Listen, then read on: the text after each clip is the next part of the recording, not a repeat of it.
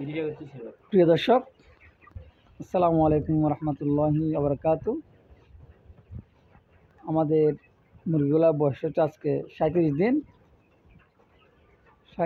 আলহামদুলিল্লাহ 2 কেজি 600 থেকে 2 কেজি 700 পর্যন্ত আছে ওয়েট। গড় ওয়েট ধরতে গেলে 2 কেজি 700 করে। এগুলো বাচ্চা ছিল, প্রাগনের বাচ্চা।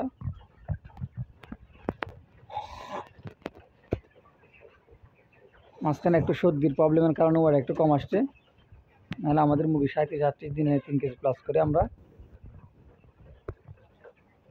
সবাই দোয়া করবেন আমাদের জন্য।